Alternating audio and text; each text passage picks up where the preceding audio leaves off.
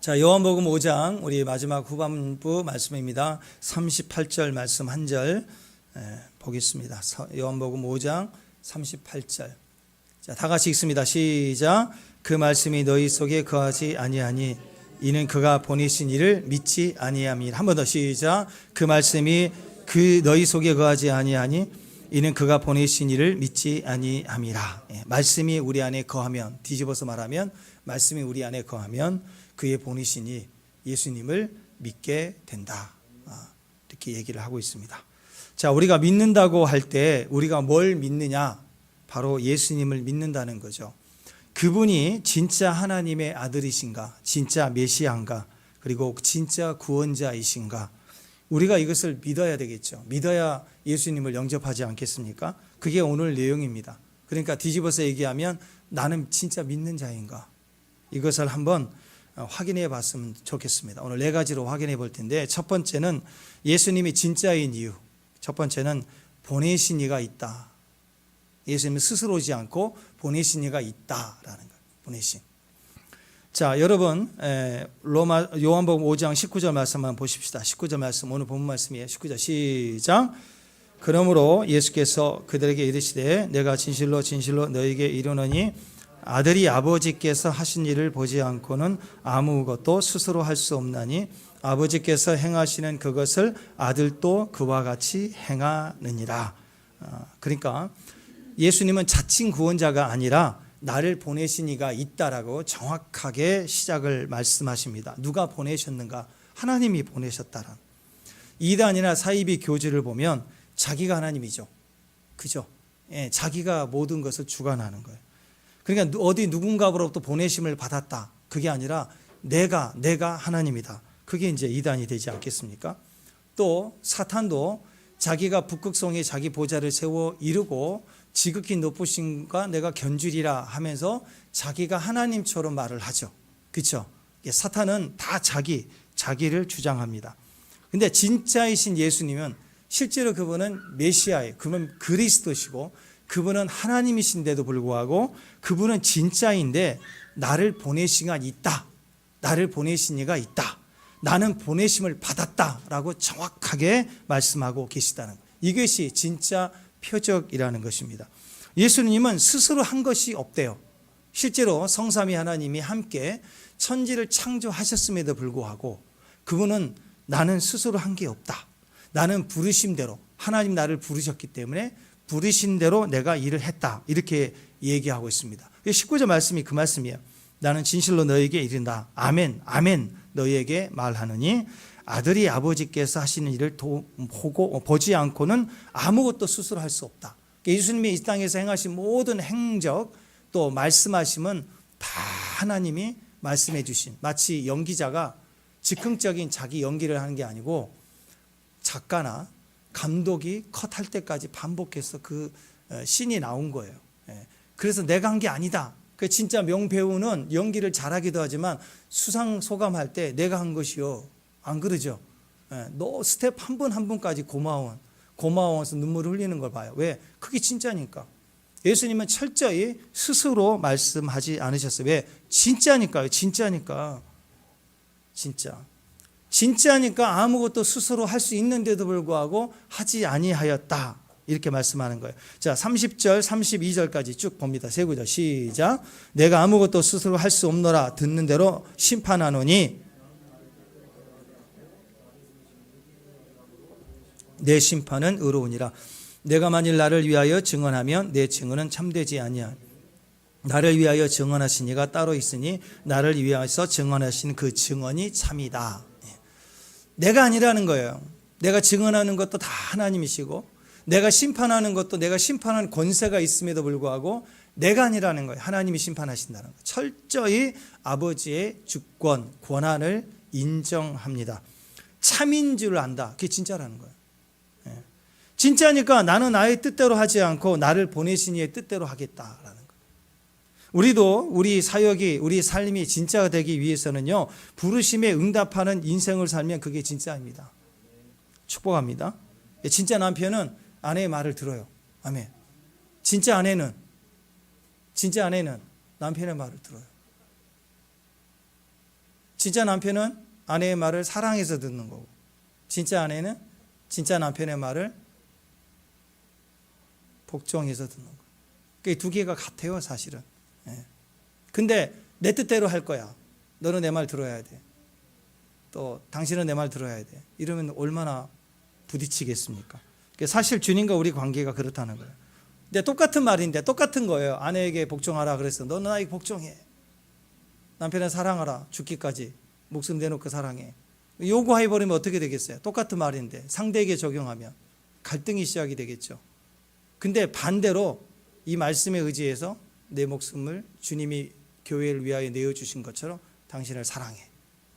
그리고 그리스도께서 아버지께 복종한 것처럼 나는 복종해. 이렇게 자기 말씀으로 들으면 그 말에 권위가 생겨요. 권위, 힘이 생긴다고. 사랑이 생긴다고. 근데 상대에게 요구하면 갈등이 생겨요. 네. 자, 그래서 여러분 사실 진짜는 거예요. 진짜 남편은, 진짜 아내는 자기에게 주장합니다. 상대에게 주장하지 않아요. 하나님의 모든 말씀은 상대에게 주장하는 게 아닙니다. 하나님의 모든 말씀은 나에게 주장하는 거예요. 내가 원해서 했다라고 할 때는 힘이 없어요.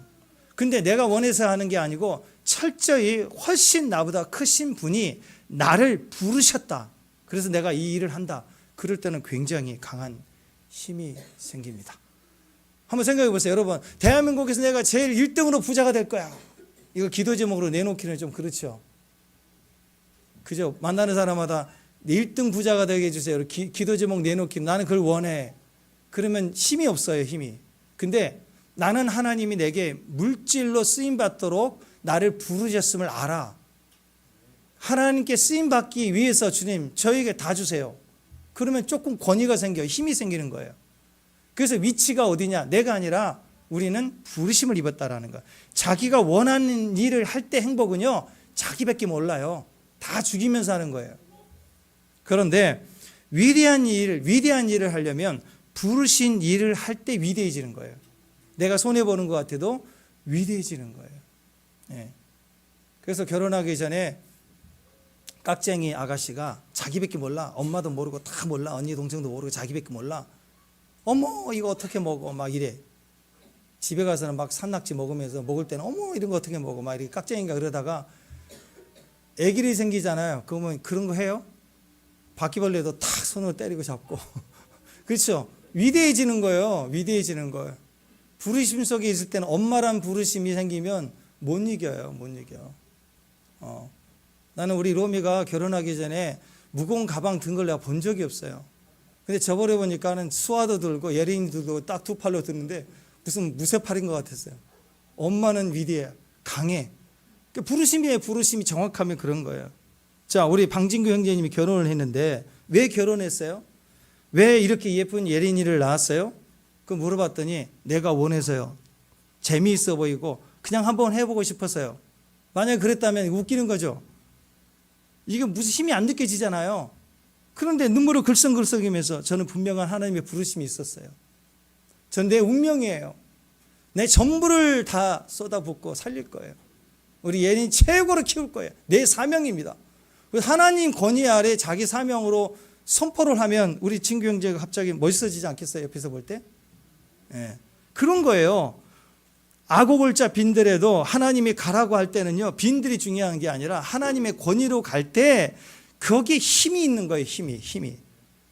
새벽 예배 나왔어요. 근데 억지로 나왔어요. 시간 맞춰 오니라고 숨차서 컬떡컬떡거리고 그렇게 나온 거하고 새벽에 하나님 나를 부르셨습니다.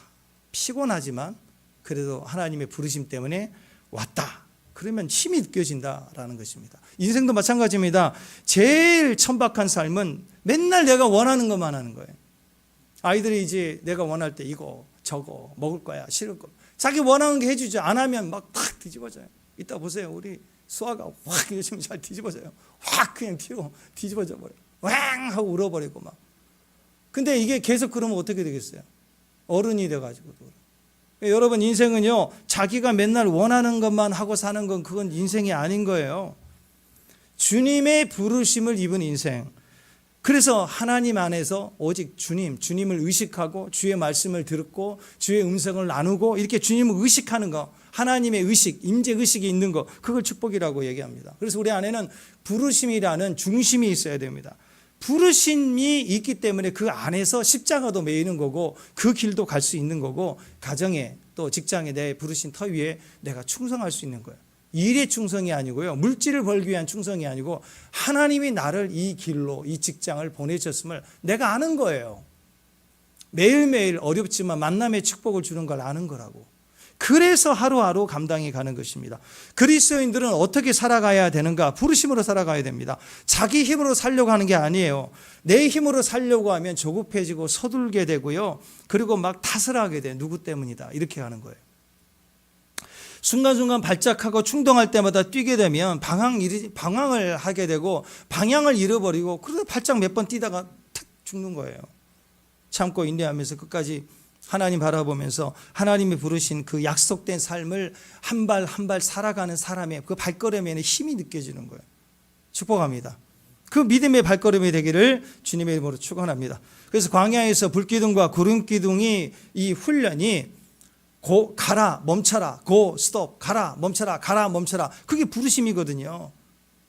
부르심의 삶을 살아갔다라는 것입니다. 부르심의 길은 그래서 내 뜻, 내 원하는 대로 내가 가고 싶은 대로 가는 게 아닙니다. 주님이 이끌어 주시는 대로 가는 거예요. 내 방식대로 가면 절대로 가나안 우리는 가지 못하죠.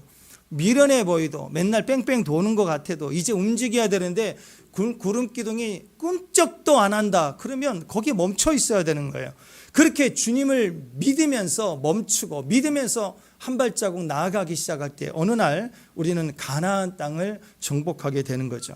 그래서 부르심을 따라 산다는 것은 내가 진짜인가 가짜인가를 정확하게 구분해 주는 거예요. 결혼한 이후에 남편이 결혼한 이후에 아내가 자기 안에 부르심이 없어요. 가정이 부르심이 없어. 여전히 내가 원하는 대로 하고 안 하고만 있다면 그건 위기고 그건 굉장히 어려운 거예요. 근데 결혼을 하게 되면 상대를 의식하게 되고 아이를 낳으면 아이를 의식하게 되면서 나를 죽여가는 거죠. 나를 희생해 가는 거예요. 그 갈등과 희생 속에 그 어려움 속에서 우리는 전체가 목적에 이르게 되는 뜻을 이루게 되는 거예요. 그래서 부르심을 입은 사람은요 진짜인가 가짜인가 할 때 정확하게 내가 진짜인 것을 알 수 있습니다. 부르심 안에 있기 때문에요. 부르심 없이 자기 혼자 해내는 것은 하나님과 아무런 상관이 없는 것입니다. 그냥 자기 힘으로 해내는 거예요. 자기 승리, 인간 승리. 그래서 자기 힘으로 이렇게 뭔가 해보겠다고 할 때 사람들은 자꾸 가볍게 되고 자기 고집만 나오고 그리고 상대를 무시하게 되고 그리고 함께 무너지는 일을 선택하게 되는 겁니다.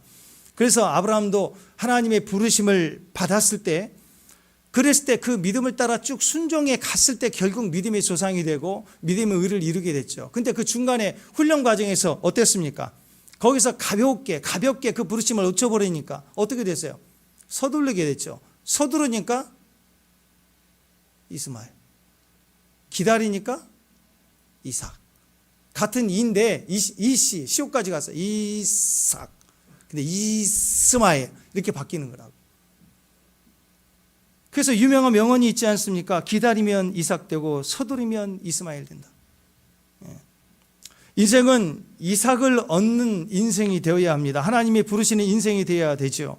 하나님이 쓰시기에 제일 힘든 사람, 부르심이 없는데 혼자 튀어나가서 열심히 뛰는 사람, 하나님과 상관없는 일을 열심히 뛰는 사람. 우리는 하나님의 부르심을 생각해야 됩니다. 부르심 때문에 멈출 수 있고 부르심 때문에 순종할 수 있는 믿음의 종들이 되시길 바랍니다.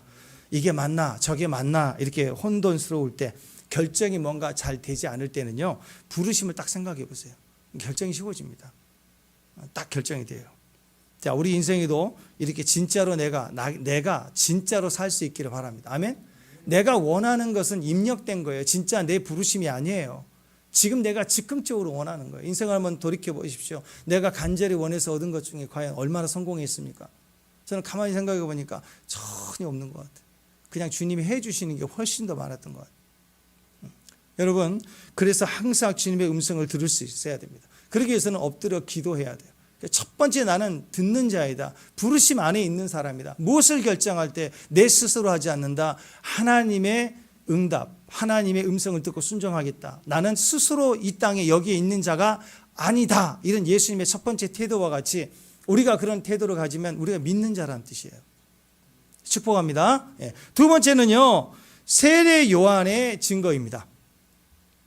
예수님도 보내심을 받았지만 예수님의 오심을 미리 알려주기 위해서 보내심을 받은 사람들이 있었습니다. 선지자들이죠. 많은 선지자들의 증언을 들으면서 그 증언대로 오실 메시아가 이러한 표적을 가졌구나. 그러니까 그 표적을 행하신 걸 보면 이분이 메시아네. 이렇게 알아볼 수 있겠죠. 축복합니다. 자, 요한복음 1장 29절에 이렇게 나왔습니다. 요한복음 1장 29절 읽습니다. 시작. 세상 죄를 지고 가는 하나님의 어린 양. 자, 요한이 예수께서 자기에게 나온 것을 보자마자 알았어요.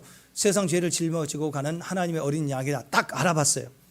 자, 세례 요한이 없다고 해서 예수님의 메시아가 아닌 건 아니지만 예수님의 메시아인 증거는 세례 요한이 있었기 때문입니다. 세례 요한의 있음으로 인해서 우리는 그 분별과 또 예수님이 메시아라는 사실을 더 확실하게 알 수 있다라는 거예요.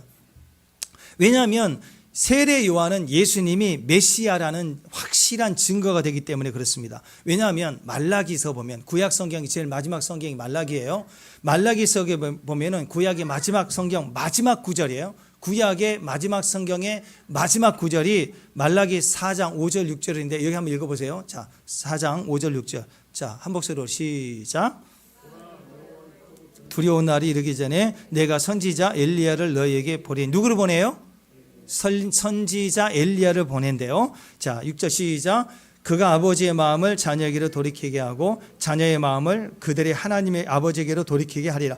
돌이키지 아니하면 두렵건대 내가 와서 저주로 그 땅을 칠까 하노라.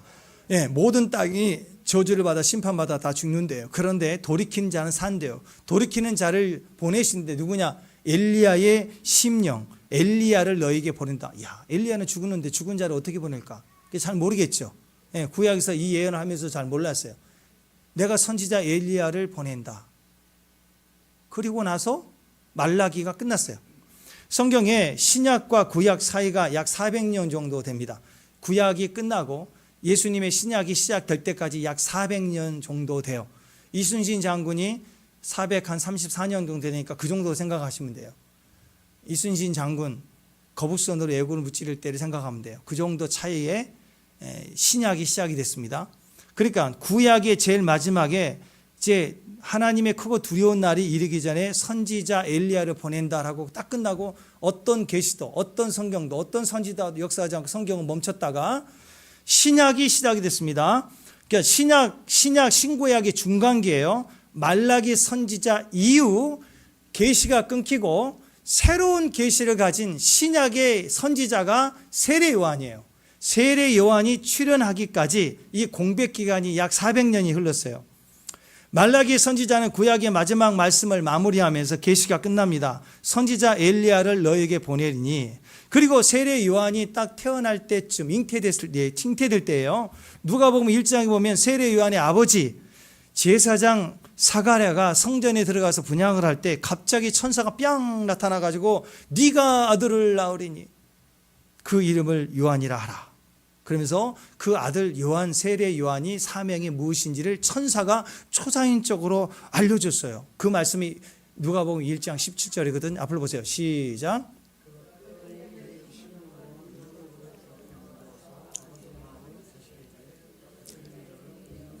돌아오게 하고 주를 위하여 세운 백성을 준비하리라. 말라기 제일 마지막 말씀 선지자 말라기 선지자가 마지막 예언이 끝나는 말씀이 내가 마지막 때 선지자 엘리야를 보내리니. 그리고 400년 지난 세례 요한 선지자가 출현해서 그게 출생 때부터 신기하게 천사가 나타나서 예언하고 그리고 예수님을 예비하는 자로 예언을 그가 사명을 받았는데 그를 뭐라고 천사가 소개하냐면 엘리야의 심령과 능력으로 그가 주님의 오심을 예비할 것이다 라는 사명을 받았어요. 할렐루야. 그러니까 세례 요한은 구약 말라기에서 예언된 선지자 엘리야라는 것이에요.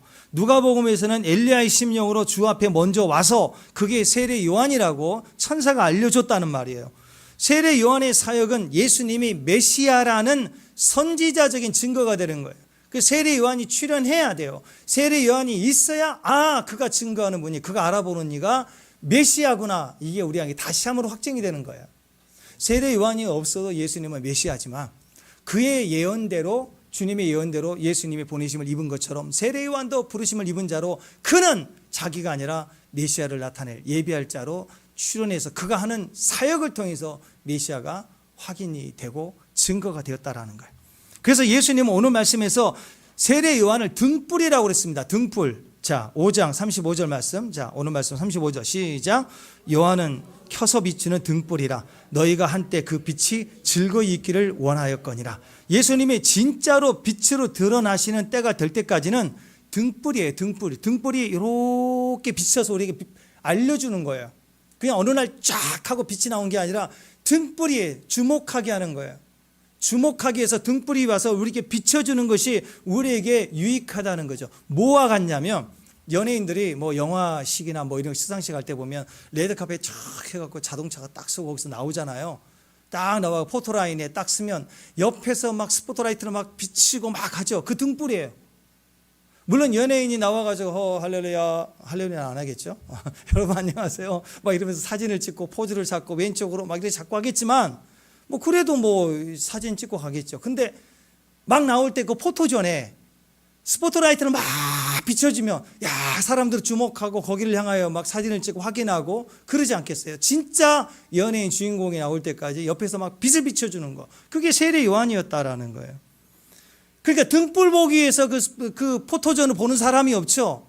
주인공을 사진 찍고 확인하기 위해서 또 환영하기 위해서 우리가 그것을 보는 거 아니겠습니까? 그러니까 세례 요한은 철저히 내가 아니래요. 나는 실체가 아니다. 나는 그냥 포토존에 비추는 스포트라이트야. 나는 아무것도 아니야. 그분의 메시아야. 그 얘기를 철저히 사역을 했다라는 거예요. 그래서 이사야 40장 3절에 보면 똑같이 얘기해요. 자, 시작. 외치는 자의 소리여 이르되,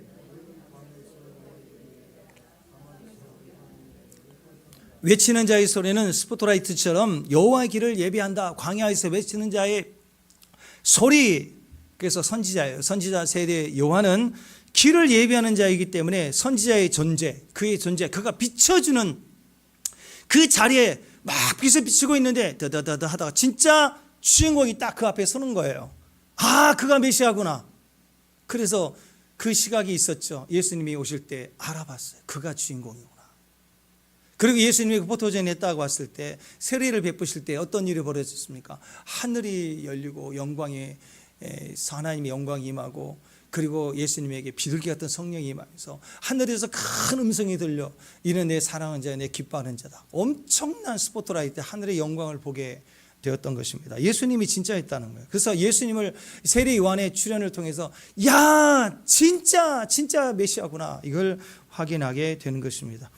우리가 믿기로는요, 예수님은 이 땅에 두 번 오십니다. 그죠? 처음 초림이고 재림입니다. 초림은 이미 이루어졌어요. 그래서 말라기 말씀을 다시 보면 주님의 크고 두렵고 위대한 하나님의 심판의 날이 되기 전에 주님이 임재하실 때, 임재의 두 번인데, 임재하실 때 세례 선지 엘리야를 보낸대요. 선지 엘리야를, 죽은 선지자 엘리야를 보낸 게 아니라 엘리야의 심령이라고 얘기했습니다. 그러니까 예수님이 초림할 때 예수님을 예비하고 준비하는 자는, 오시를 외치는 자의 소리는 세례 요한 한 사람이었어요. 왜? 유대 광야로. 그분은 유대인의 왕으로 오셨으니까. 근데 재림을 하실 때는 온 우주의 왕 되신 왕, 신랑 되신 예수님이 올 때는 엘리야의 심령입니다. 엘리야의 심령.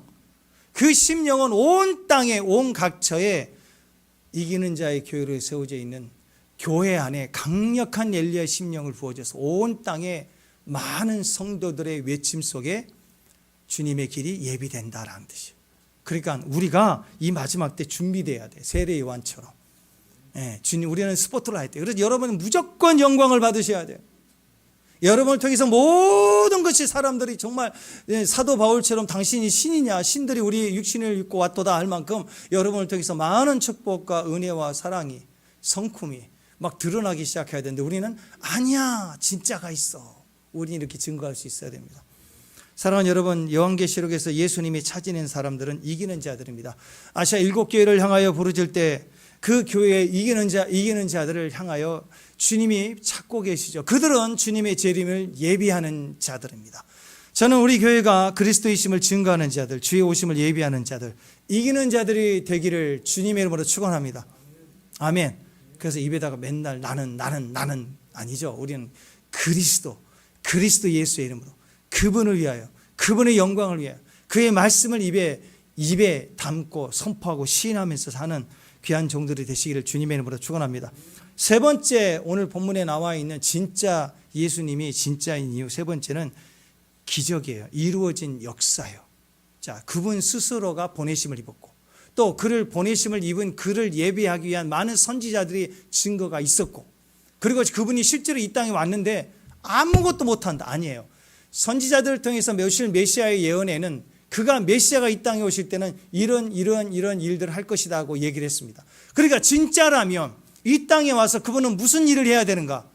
그 이사야 선지자를 통해서 또 많은 선지자, 구약의 선지자를 통해서 예언했던 메시아의 증거를 그분은 행하셔야 돼요. 하실 수 있는 능력이 있으셔야 되는 거예요.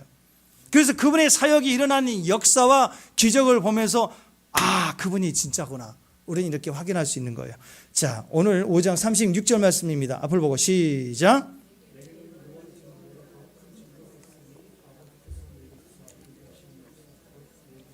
그 역사가 아버지께서 나를 보내신 것을 나를 위하여 증언하는 것이다. 예수님께서 요한의 이 증거, 요한이 메시아를 증거하는 선지자니까 이 요한의 세례 요한이라는 표적 말고도 더 큰 증거가 있대요. 그게 뭐냐면 내게 주사 이루게 하신 일이래요. 궁극적으로는 십자가지만 그 전에 주님이 수많은 기적을 일으키는 것이 전부가 다 아버지께서 나를 보내신 것을 나를 위하여 증언하는 일들이라는 거예요.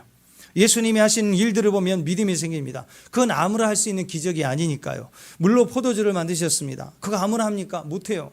또 눈을 뜨고 귀가 열리고 앉은 병이 일어나 뛰고 죽은 자들을 살리는 것, 이건 하나님이 하시는 일이죠. 사람이 할 수 있는 일이 아닙니다. 그건 의술, 그런 거 아니에요. 자, 이런 역사는 하나님이 아니시면 절대로 일어날 일이 아닙니다. 하나님만이 하실 수 있는 일이세요. 왜냐하면 성경에서는 분명히 이런 일을 할 자가 메시아라고 예언이 되어져 있기 때문입니다. 그리고 분명한 것은 그런 우리가 할 수 없는 일을 했다라는 게 아니라 그 의미는 메시아가 하는 일이라는 거예요. 그러니까 우리가 그 하는 일을 볼 때 신기하다, 놀랍다, 그런 일이 있네, 이렇게 놀라운 일이 아니라 그 일을 통해서 그러면 그 일을 행하시는 분은 메시아가 아닌가 하고 메시아를 확증하고 믿게 하는 일이라는 것입니다. 이사야 35장 5절 6절에 보면 장차올 메시아에 대해 예언을 할 때 그때 맹인이 눈을 밝을 것이며 듣지 못하는 사람의 귀가 열린다, 사는 사슴처럼 저는 자가 뛸 것이다, 말을 못하는 자는 노래할 것이다, 막 이런 얘기를 하고 있거든요. 이걸 뭐냐면 초자연적인 기적을 일으킨다라는 게 아니라 메시아로서의 사인입니다. 메시아가 오면 이를 한다는 약속입니다.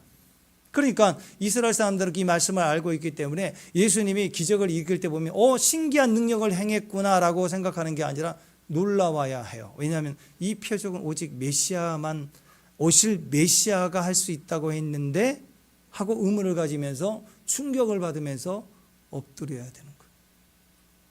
그렇잖아요. 암행어사가 마패를 딱 드니까 그 마패가 상징하는 게 약속된 권위잖아요. 마패를 드는 사람이 암행어사잖아요. 그죠? 안 그래요? 그런데 책받침을 들어봐요. 암행어사 그러면 책받침을 들어봐요. 넌 뭐냐? 하고 맞이겠죠. 예. 그러니까 마패를 들면 이 사람이 누군지 상관하지 않고 마패를 든 자가 암행어사 아니에요. 그와 같이 예수님의 표적을 볼 때 신기한 능력이다, 그게 아니라 이거 무서운데, 두려운데, 그는 메시아가 아닌가, 이렇게 생각을 했어야 됩니다. 그런데 불행히도 유대 사람들은 예수님을 싫어했어요. 인정하기 싫어했어요. 기적을 볼 때마다 부인했어요. 강팍했다라고 얘기를 하는 거죠. 근데 예수님은 이렇게 얘기합니다. 요한의 증거보다, 선지자들의 증거보다 더 확실한 증거가 내게 있는데 내가 행하는 이적들이다. 그래서 이적을 통해서 하나님이 하나님의 아들이심을 우리가 믿어라라는 것이에요. 믿어라. 그러니까 지금도 주님은 우리에게 살아계십니다. 그분은 지금도 살아계시기 때문에 그분의 역사는 지금도 지속되고 있습니다. 그의 몸된 교회는 그의 역사뿐만 아니라 십자가의 고난만 있는 게 아니에요. 교회 안에 십자가의 영광이 때가 시작이 됩니다. 아멘. 우리가 만들어지고 우리가 그릇이 되는 과정에서는 애매한 고난을 당해요. 이해하지 못하는 고난을 당해요. 내가 실수하지가, 내가 노력하지 않고 내가 애쓰지도 않았는데 왜 내가 원인이 되지 않는 이 고난을 내가 당하는가? 좀 시간이 지나면요,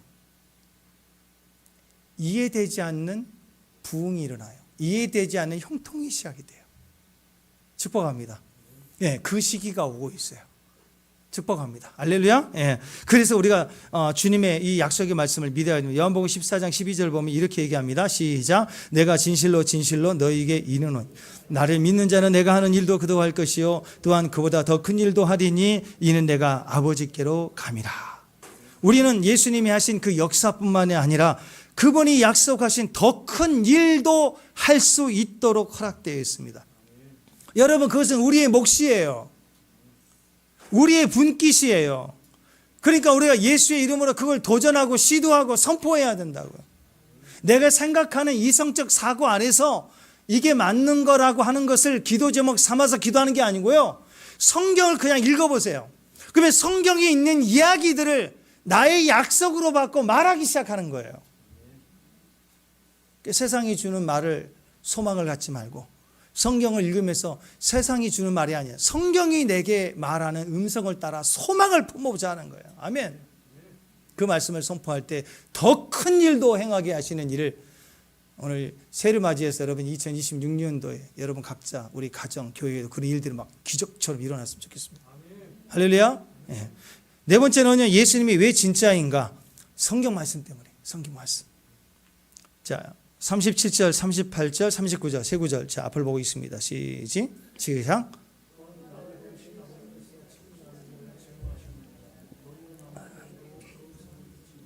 그 형상을 보지 못하였으며 그 말씀이 너희 속에 거하지 아니하나니 이는 그가 보내신 이를 믿지 아니함이라. 너희가 성경에서 영생을 얻을 줄 생각하고 성경을 연구하거니와 이 성경이 곧 내게 대하여 증언하는 거예요. 성경의 모든 말씀은 메시아를 증언하고 있습니다. 성경을 읽으면 읽을수록 그분이 그리스도다, 그분은 메시아구나, 그분이 구원자구나, 이게 확실하게 우리 안에 각인이 되고 세워지고 믿게 되는 거예요.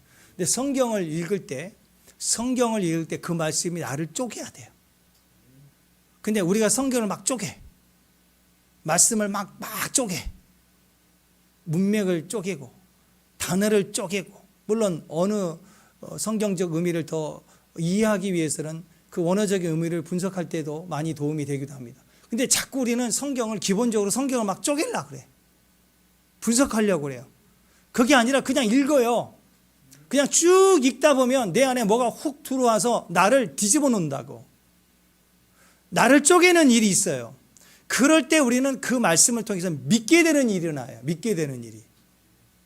성경 말씀이 가장 확실한 증언이 된다는 것입니다. 내가 가장 믿지 못하는 자이기 때문에, 내가 세상에서 예수님을 가장 믿지 못하는 자예요. 내 안에 원수됨이 아직도 살아있어요. 그렇기 때문에 그 영역을 뚫고 들어가서 뒤집어 놓으려면 나에게 누군가 하나님 말씀을 전도해야 돼요. 근데 내 속이 깊은 곳에 있는 그 강철처럼 굳어져 있는 강팍한 내 하나님의 원수됨은 내가 나를 자꾸 싫어하고 부인하고 있다고. 누가 그 영역 근처만 오면 도망가 버리고 안 들으려고 해요, 우리는.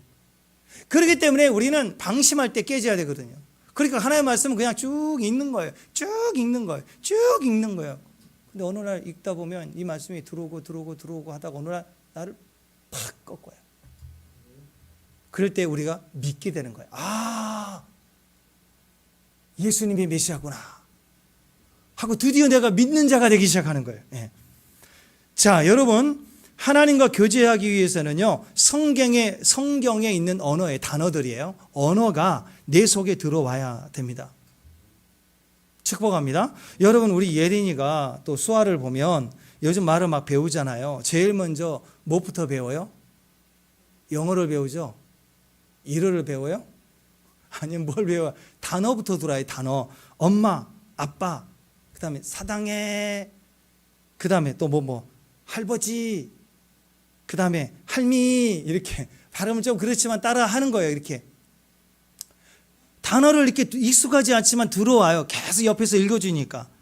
그때 이 익숙하지 않지만 단어가 내 속에 또 들어오고 말을 하고 또 들어오고 하나씩 들어오다가 어떤 단어와 어떤 단어가 연결이 돼요. 연결이 돼서 어떤 두 단어가 문장이 되기도 하고 그 연결돼서 나오기 시작하는 거예요. 그러니까 내 안에 단어가 많이 들어있으면 이게 조합이 돼갖고 조금 긴 문장이 돼요. 세 줄짜리, 한 줄짜리, 두 줄짜리도 나올 수 있어요.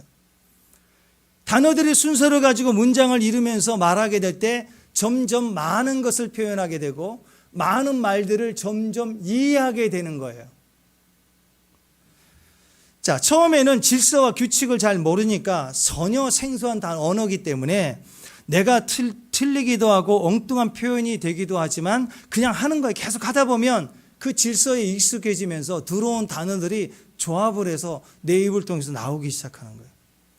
좋은 문장이 이루어질 때 우리는 깜짝 놀라게 되죠. 자연스럽게 좋은 문장으로 표현하게 될 때쯤 되면 그 문장을 통해서 많은 경험을 하게 됩니다. 그러니까 단어를 아는 수준에서 문장이 되고 또 문장을 통해서 의사소통을 하게 되면 이제 자기 마음에 있는 많은 것들을 다양하게 표현할 수 있게 되고 다양한 어른들의 세상 소리를 다 들을 수 있어요. 내가 이해할 수 있게 되는 거예요. 시작은 단어부터예요. 익숙하지 않는 단어부터요. 그 단어가 들어와서 문장이 될 때 우리는 문화라는 걸 경험하게 돼요.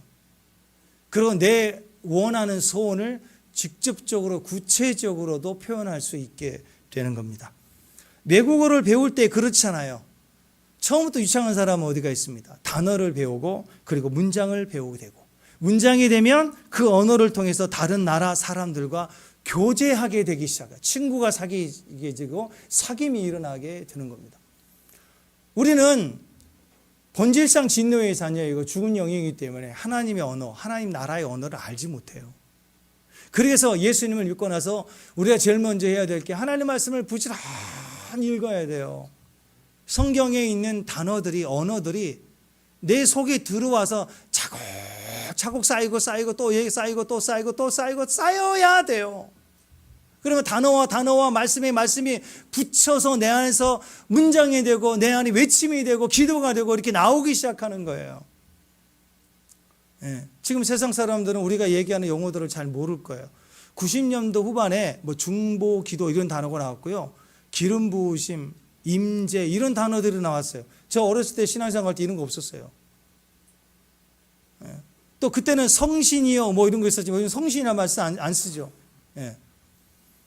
그러니까 우리는 익숙해지죠. 처음에 생소하지만 여러 단어들을 익숙하게 듣기 시작하면서 성경에 있는 구절들이 내 안에 입에 붙기 시작하면 그 언어의 영적 배우나 영향력이 내 안에 이미 막 작용하기 시작하는 거예요. 그러니까 제일 먼저 신앙의 성숙, 믿음에 대해서 확신을 갖고 싶다면 제일 먼저 해야 될 게 뭐느냐? 세상의 이론, 논리, 무슨 과학적 상식, 과학적 그런 이론들을 통해서 기독교가 하나님이 맞나 이런 걸 연구하려고 하는 게 아니라 말씀이에요. 말씀을 무조건 읽기 시작해야 돼요. 하나님이라는 단어, 믿음이라는 단어, 순종이라는 단어, 신뢰라는 단어 이런 단어들이 우리 안에 들어옵니다. 성령, 임재, 영광, 기름 부음, 치유 이런 단어들이 어느 순간 내 안에 들어오기 시작해요. 설교를 또 듣다 보면 설교를 통해서 수도 없이 또 이렇게 반복하잖아요. 반복하면 어느 순간 내가 점점 들려져요. 성경을 읽고 설교를 들을 때마다 이제 두 가지가 딱 나와요. 듣다 보면 이거 내가 할 수 있는 거네. 그죠? 할 수 있는 거네. 그걸 우리말로 번역하면 순종하라. 그 다음에 이건 내가 할 수 없는 건데 신뢰하라. 성경 말씀은 딱 두 종. 신뢰하는 말씀. 그 다음에 순종해야 될 말씀이에요. 설교 듣고 끝이 아닙니다. 오늘 말씀 들으면서 순종하라. 내가 할 수 있는 건 즉각 순종하면 되는 거예요. 그래야 변화가 시작이 되죠. 그 다음에 순종이 안 되는 부분이 있어요. 그 부분은 기다려야 되겠죠. 그걸 신뢰하라는 거. 믿고 신뢰하고 기다리라는 뜻이에요. 그런데 듣기는 하고 내가 순종해야 되는 건 아는데 순종할 힘이 없어요. 막상 현장에 가보면. 그래서 기도해야 되는 거예요. 내가 할 수 있는 말씀이다 싶을 때는 기도해야 됩니다. 그래야 순종할 수 있는 힘이 생기는 거예요. 우리는 조급해서 서둘러서 이스마엘을 꽈라고 항상 알면서도 이삭까지 못 가요. 그러니까 순종하고 신뢰하려면 힘이 필요해. 그래서 내가 순종할 수 있는 말씀은 순종하기 위해서 기도해야 되고, 할 수 없는 일은 신뢰해야 되기 때문에, 믿고 끝까지 기다려야 되기 때문에 기도해야 되는 거예요. 축복합니다. 순종할 수 있는 힘, 신뢰할 수 있는 힘이 있어야 하니까 매 순간 우리는 기도하는 것입니다. 모든 말씀을 통해서 이런 식으로 계속 우리가 설명해 가는 거예요. 순종할 말씀, 신뢰해야 될 말씀. 순간순간 기도하면서 순종하게 해주세요. 신뢰하게 해주세요. 이렇게 가다 보면 하나씩 갚아지는 거예요. 풀어지기 시작하는 거예요. 자, 여러분, 우리는 이 틀을 가져야 됩니다. 이 틀. 할 수 있는 건 순종, 할 수 없는 건 신뢰, 순종하고 신뢰할 수 있는 힘을 달라고 기도하는 거. 이 틀을 가지고 매일 성경을 보면서 이거 할 수 있는데 순종. 이건 할 수 없는 거네. 신뢰하. 맡겨라. 그래서 엎드려서 기도하는 거예요. 기도하면서 나아가다 보면 점점 하나님의 임재가 있고 우리에게 이것을 이루어 가시는, 이 일을 이루시는 하나님의 역사를 자꾸 보는 거예요. 자꾸를 쫙 올려보세요. 자꾸를 쫙 올릴 때는, 자꾸 올라갈 때는 안 보이지만 꽁무니에서부터는 쭉쭉쭉쭉 이어져 나오죠. 순종하면 결과가 나와요. 신뢰하면 결과가 나와요. 신기합니다. 신뢰하면 결과가 나오는 게 있고요. 어떤 건 내가 즉각 순종해야 결과가 나오는 게 있어요. 한 발자국 내딛고 나가면 바로 뒷꽁무니에서 자꾸가 이렇게 딱딱 매갖고 올라오게 돼요. 결과가 보는 거예요. 그 끝이 바로 하나님의 완전한 뜻입니다. 그 완전한 삶으로, 완성되는 삶으로 우리가 들어가는 것을 안식이라고 해요. 안식. 그분이 나를 완성시켜 주실 것이다. 우리가 참 안식에 들어가는 자는 그래서 주님의 임재 품 안에 있다라는 것입니다. 성경의 언어가 들려지기 때문에 그 언어가 우리 안에서 하게 하고 신뢰하게 하고, 그 과정을 기도로 가다 보니까 점점 우리가 안식하게 되는 거예요. 그래서 여러분, 오늘 안식하러 오셨어요. 하나님으로 완성되기 위해서 오신 거라고요. 축복합니다. 아멘. 내가 애쓰고 힘쓰고 노력하는 게 아니에요. 여러분, 그래서 하나님의 말씀을 읽어야 됩니다. 성경 언어가 내 안에 들어오고, 그리고 내 안에 그분의 성경 언어가 자리를 잡고, 그 언어와 언어가 두세 사람이 서로 연합해서 동거하면서 내 이름으로 모인 곳에, 그런 것처럼 내 안에 말씀과 말씀이 연결해서 그리고 엎드리기 시작할 때 거기는 강력한 하나님의 임재와 만나주심과 역사하심이 있게 되는 거예요. 근데 하나님의 언어, 성경 언어가 내 안에 하나도 없어요. 없는데 머리로만 왜 하나님은 나에게 역사하지 않을 것인가 하고 고민만 하고 있다면 그건 하나님과 아무런 관심이 없는 거예요. 상관이 없는 거예요. 하나님의 언어가 내 안에 있지 않는데 그냥 무슨 무당 푸닥거리 하는 것처럼 뭐 한두 번 발작해갖고 뭐 기적이 일어났다, 뭐 우연히 어떤 일이 일어났다 그러면 그게 하나님인 줄 아는데 아닙니다. 하나님은 그렇게 발작 수준으로 오지 않아요. 정확하게 그 말씀을 인내하는 사람에게 그 인내의 말씀의 결과를 그 사람에게 줘요. 몸부림치는 씨름하는 시간이 있어야 돼요. 그게 진짜 성령의 역사인 거예요. 어떤 하나님의 일이 일어나면, 또 세상에 어떤 위기가 오면 놀래서 발작하고 난리치는 것, 갈멜산 전투에서 그 바알 선지자들, 아세라 무당들 850명이 발작하다가 죽었잖아요. 거기서 그냥 불 내려달라고 막 난리를 치죠. 몸을 학대하고 막. 하나님 그렇게 하지 않으시잖아요. 신앙은 발작하는 게 아닙니다. 언어예요. 신앙은 언어예요. 신앙은 철저히 언어예요. 말씀이 내 안에 들어오는 거예요. 말씀이 곧 예수님이니까. 듣고 또 듣고 묵상하고 말하고 시인하고 계속 가다 보면 그 말씀이 현장에 반드시 되는 거예요. 아멘. 네. 실험해보죠. 여러분 가족들에게 예배 끝나고 가면서 내가 오늘 저녁에 치킨을 쏘겠다. 한번 해보세요. 두려울걸요 아마. 피자도 쏘겠다. 해보세요. 될까요 안 될까요? 된다고요. 남이 해줄 거 생각하지 말고 내 말이 위력이 있는 거 아시겠죠? 네. 해봐. 그러면 해주겠어 안 하죠? 근데 내가 해보세요. 이런 일이 일어난다.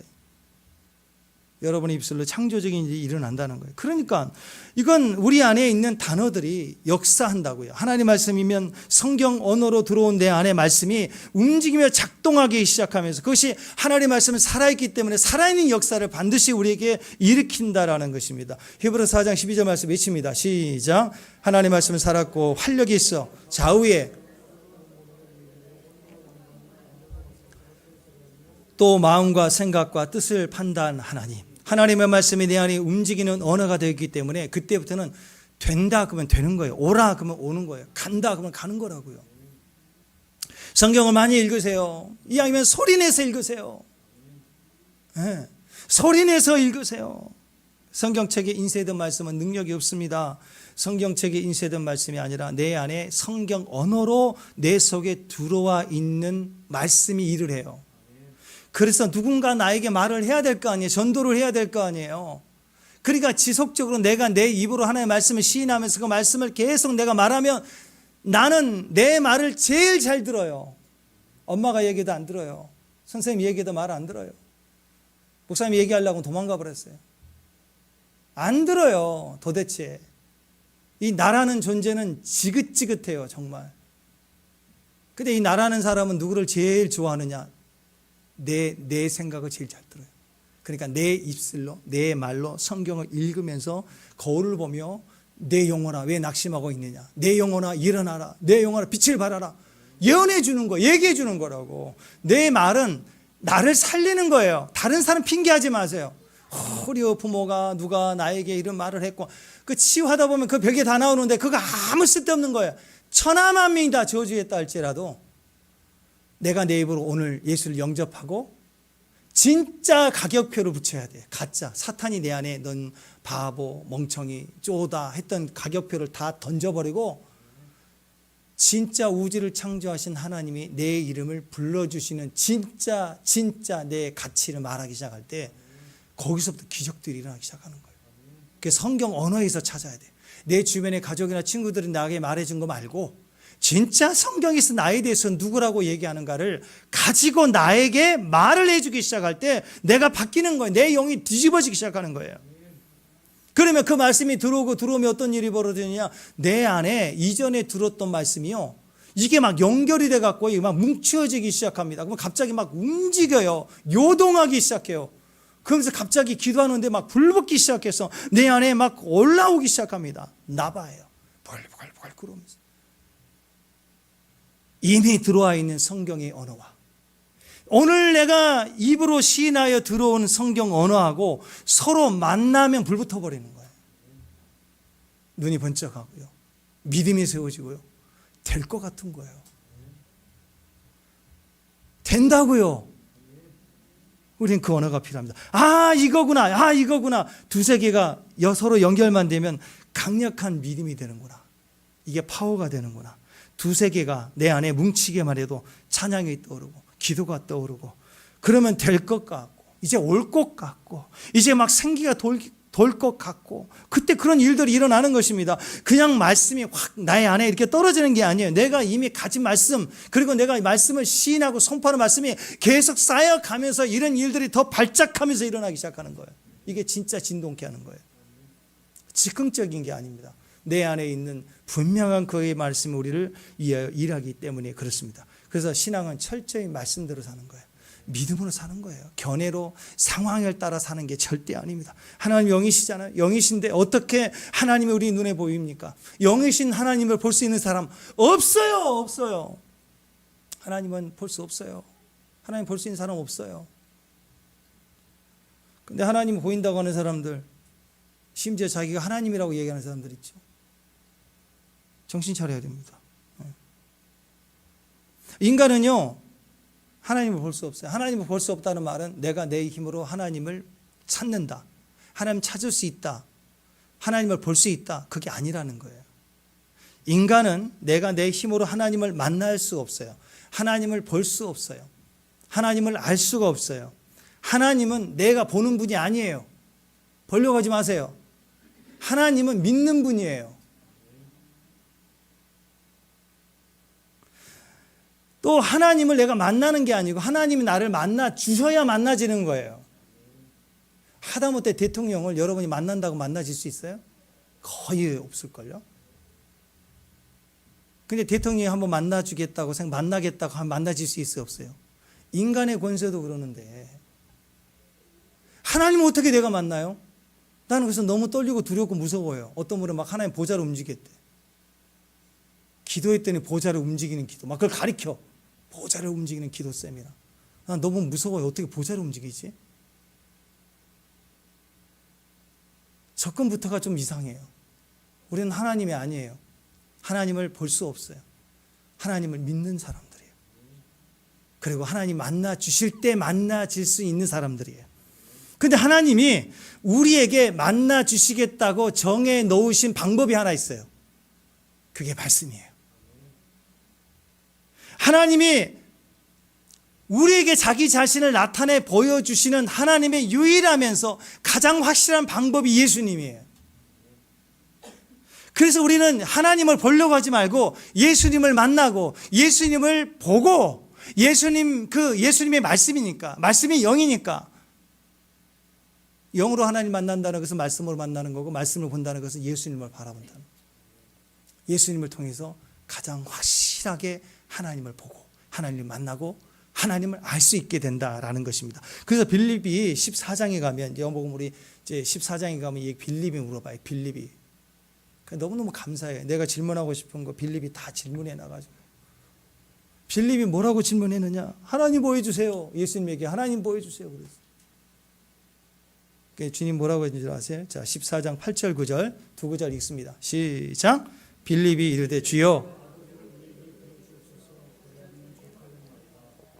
예수께서 이르시되 빌립아, 너희와 함께 있으되 네가 나를 알지 못하느냐? 나를 본 자는 아버지를 보았거늘 어찌하여 아버지를 보이라 하느냐? 너무 답답한 거예요. 나를 보면 아버지를 본 건데, 내가 예수를 보는 것이 아버지를 보는 방법이 없는데, 아버지를 보는 것은 나를 보는 건데, 나는 누구예요? 예수님은 말씀이죠. 말씀을 들으면, 말씀과 함께 있었으면 아버지를 보는 거래요. 예수님을 보는 것은 아버지를 보는 거래요. 우리가 예수님을 볼 수 있다? 네, 그게 믿음이라는 거예요. 예수님을 바라보는 거. 근데 우리가 하나님을 보겠다. 그게 종교예요. 내가 하나님을 만나겠다. 바벨탑을 쌓겠다. 인간에게서 시작되는 것이 종교예요. 모든 종교는 창시자가 있어요. 그래서. 근데 구약 사람이 시작했나요? 모세가 모세 오경을 썼지만 구약 시작 보세요. 태초에 하나님이 천지를 하나님으로 시작됐잖아요. 신약의 예수님이 이 땅에 오셨잖아요. 복음의 시작이잖아요. 그분이 창조했어요? 창제했어요? 종교를 시작했나요? 아니죠. 예수님 오시자마자 첫 번째 나는 보르심을 입었다. 구약의 선지자 그 예언대로 봤다. 세례 요한을 보라. 이 기적을 보라 하고 예수님이 철저히 그분을 증거하고 있어요. 사람으로 시작된 게 절대 아닙니다. 그래서 여러분, 하나님께서는 하나님 자신을 우리에게 보여주시는 것이 계신데, 그것은 혼자서 상기도 하고 그냥 혼자 금식을 해서 하나님 계시를 보는 걸 말하는 게 아니고, 그건 계시 아니에요. 그건 미친 거지. 제정신이 아닌 거예요. 진짜 계시는 하나님이 주권을 가지고 나에게 나타내 주시는 거예요. 그러니까 40일 금식하면 알 수 있다? 맥독을 했더니 알게 됐다. 이게 전부 자기 이론, 종교 방식이라고. 우리에게서 어떤 계시도 우리에게 방법을 주지 않아요. 모든 계시는 믿게 하는 거예요. 오늘 세례 요한의 아버지에게도 천사가 나타나서 계시를 주고 믿게 하는 거죠. 믿어라. 세례 요한이 그를 예비하는 자다. 사명과 이름을 주잖아요. 믿으라는 얘기예요. 마리아에게도 천사가 나타나서 예수라 하라. 믿게 하는 거잖아요. 모든 계시는 믿게 하는 거지, 신기한 능력이 있다, 나는 계시를 받았다, 이렇게 자기를 증거하는 게 절대 아니라고요. 예수님을 보는 것이 아버지를 보는 것입니다. 말씀이시죠. 예수님은 철저히 말씀이시기 때문에 태초에 있었던 말씀, 하나님과 함께 계셨던 그 말씀이 육신이 되어 우리 가운데 거하신 분이 예수님입니다. 그래서 예수님은 빌립에게 나를 보았으면 아버지를 보았다. 너는 오래도록 나와 함께 말씀을 나누었지 않느냐. 그 말씀을 생각해봐라. 그 말씀을 믿으면 하나님을 보는 거야 라고 우리에게 얘기를 하고 있다라고. 말씀을 통해서 하나님 우리를 만나주시는 거예요. 말씀을 통해서 주님과 함께하고 있는 거예요. 말씀을 통해서 임재를 느끼는 거예요. 말씀을 통해서 하나님과 동행하는 거예요. 그러니까 지금 여러분이, 저와 여러분이 이 마지막 시대가 되니까 하나님이 신기한 은혜를 많이 주실 텐데, 그 신기한 계시와 은혜가 이런 것도 있었구나 하는데, 나보다 더 계시의 은혜의 역사가 많은데 내가 믿는 믿음보다 불안하면 가짜예요. 그렇잖아. 나보다 더 나은 단계의 계시와 은혜들을 체험을 했다면 나보다 믿음이 분명해야 되잖아. 그죠? 믿음은 우리 안에 가장 따뜻한 사랑이고 안정감입니다. 아멘? 더 큰 계시와 능력을 받았다면 우리에게 그 영향력을, 그 믿음과 능력을 주시는 거예요. 축복합니다. 하나님은 영이신데 그 영이신 하나님이 우리를 만나주시는 유일한 방법이 뭐라고요? 말씀입니다. 말씀. 그러니까 말씀을 읽지 않고 말씀을 팽개쳐 두고 그냥 막 무슨 뭐 입신을 한다고 뭘 듣는다고 하는 게 벌써 영성이 잘못됐어요. 자, 여러분들 이순신 장군 그러면 제일 먼저 딱 떠오르는 게 뭐예요? 딱 떠오르는 기억이. 거북선, 외국 무찌른 거 이런 거지. 이순신 장군, 그런데 혹시라도 이순신 장군 딱 떠오르는 것이 그분의 얼굴, 외모, 형태, 키, 몸무게, 이게 떠오르신 분 거의 없죠. 없어야 돼요.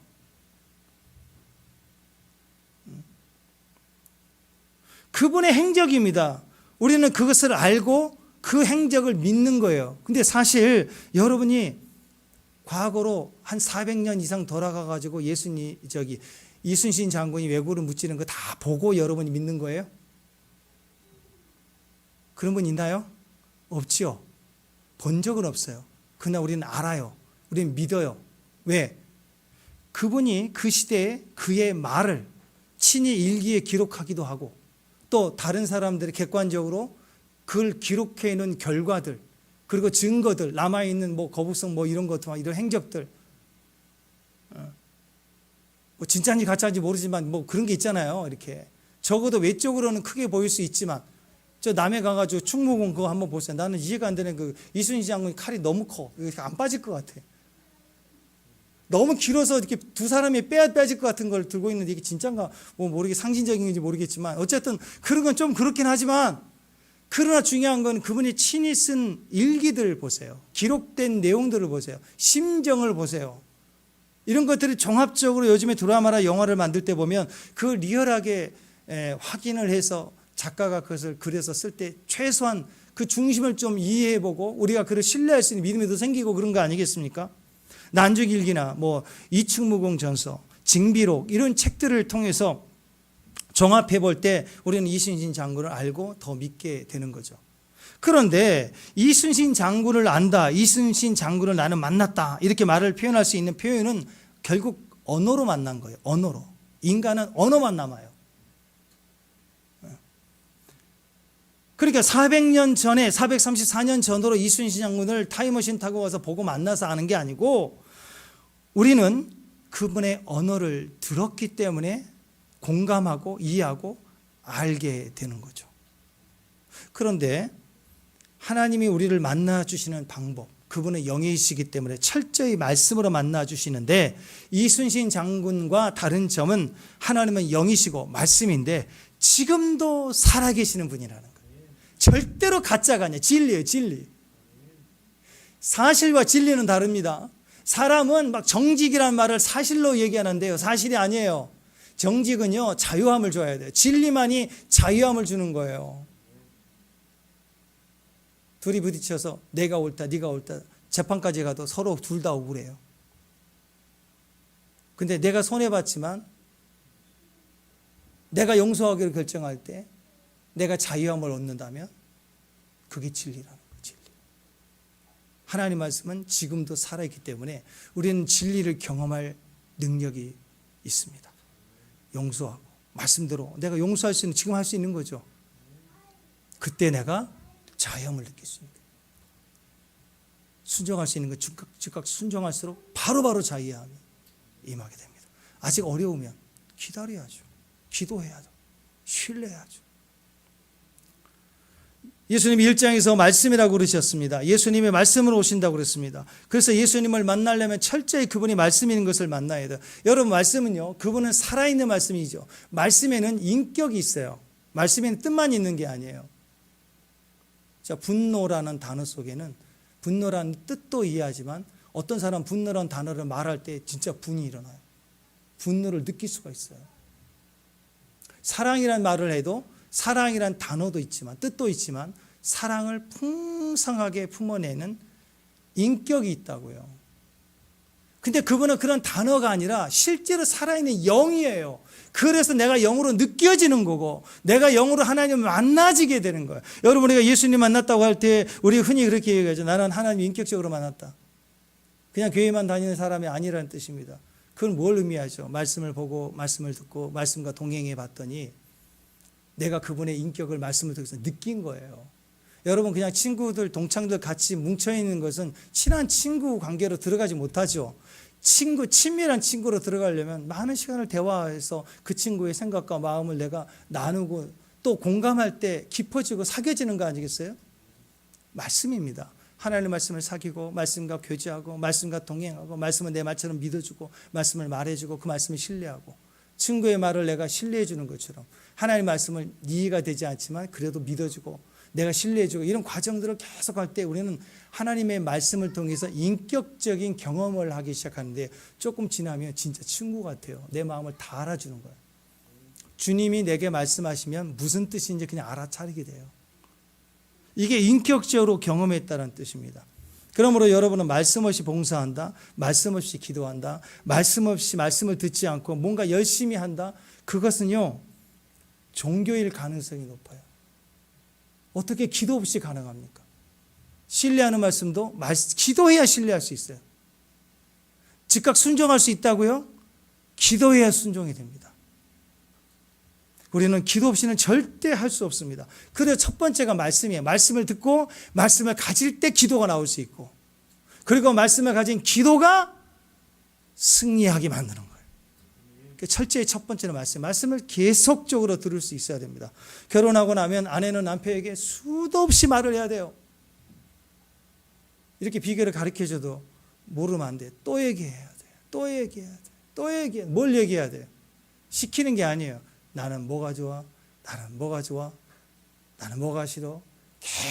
계속 얘기해줘. 노래를 불러요. 주님께 나와서도 주님께 계속 얘기하죠.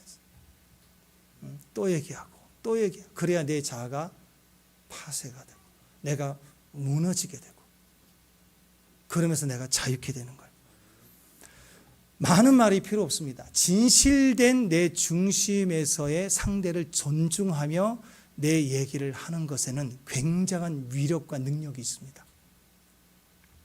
베니 목사님이 17살에 예수님을 하나님을 만나게 되는데 그 간증을 들어보니까 처음에는 친구들이 예수 믿어라. 야 베니, 야 친구가 예수님 너를 얼마나 사랑하는데 교회 한번 가자.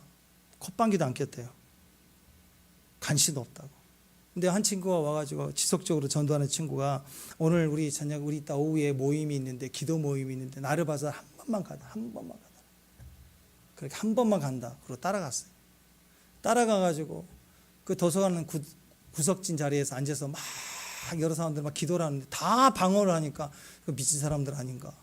내가 여기 왜 와 있는가. 아무것도 할 수 있는 게 없잖아요. 다 기도만 하고 있는데. 우리 금요일날 오면 다 기도만 하잖아요. 근데 혼자 뭐 하는가 하다가 따분해 있다가 가야 되겠나. 근데 그 친구가 와가지고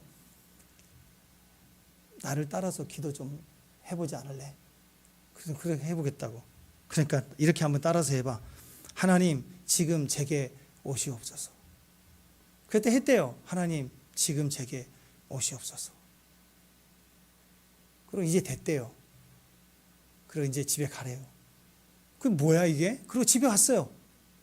아무런 일이 없었어요. 그리고 그날 저녁에 잠을 자는데 꿈에 너무너무 선명한 꿈을 꾸는데요.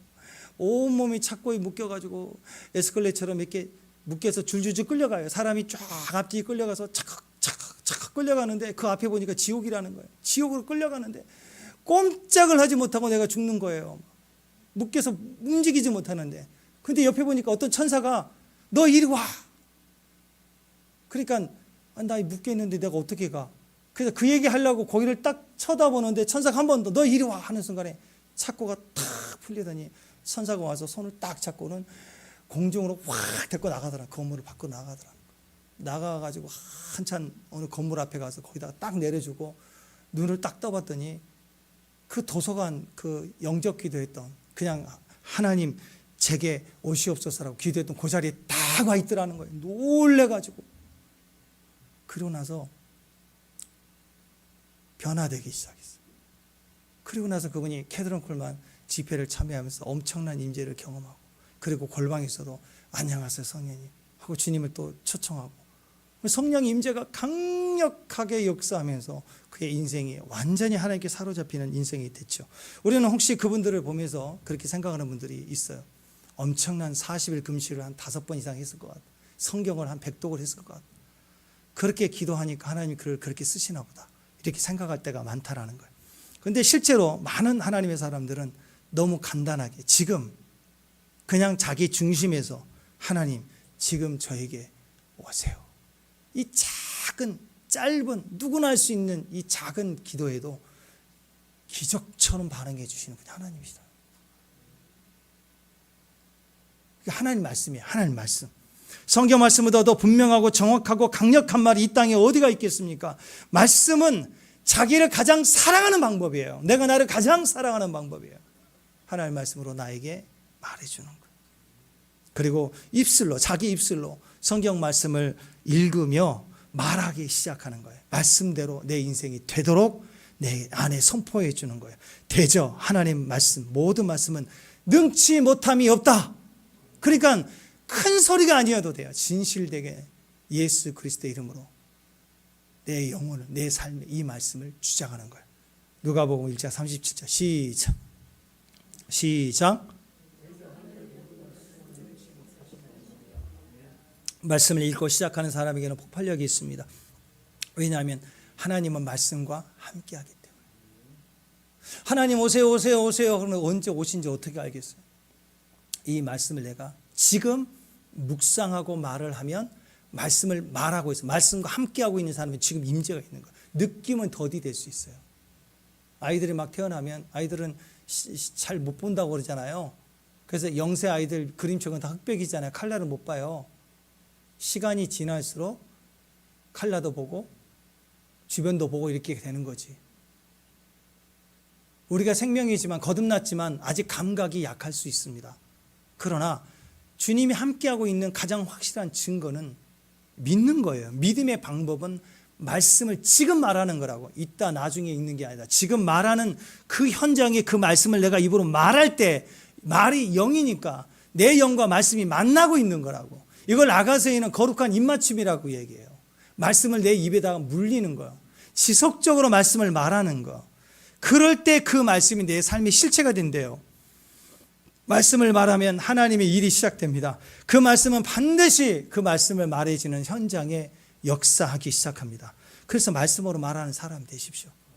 이 말로 계속 쓸데없는 세상 말, 원망, 누구 탓한 말 이제는 금지하세요. 그냥 이 입에다가는 항상 말씀을 물리세요. 말씀을 말하는 사람이 되십시오. 그 말씀을 가지면 그 말씀이 들어오고 들어온 말씀이 내 안에 이미 익숙해져 있는 말씀과 만나면 불꽃이 튑니다. 이걸 믿음이라고 그래요. 믿음이 내 안에 빳빳하게 채워지는 거예요. 그 말씀, 그 믿음이 이제 그때부터 우리를 위해서 이기는 거예요. 이기는 거. 로마서 10장 17절 시작. 그러므로 믿음은 들음에서 나고 들으면 그리스도의 말씀으로 말미암느니라. 하나님의 말씀을 말하고 승리하는. 올해는 무조건 말씀을 하세요. 무조건 말씀을 말하고 시인하고 말씀을 말하고 시인하고 말씀을 말하고 시인하고 말씀을 말하고 시인하고 말씀을 말하고 시인하고. 왜 그렇게 입술이 이렇게 부러져졌어요?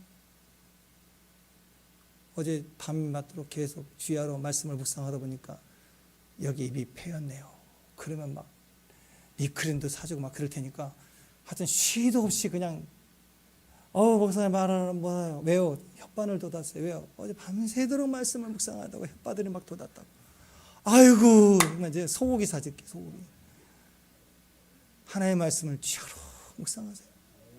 입에 말씀이 물려져 있어야 다른 말이 들어오지 못해요.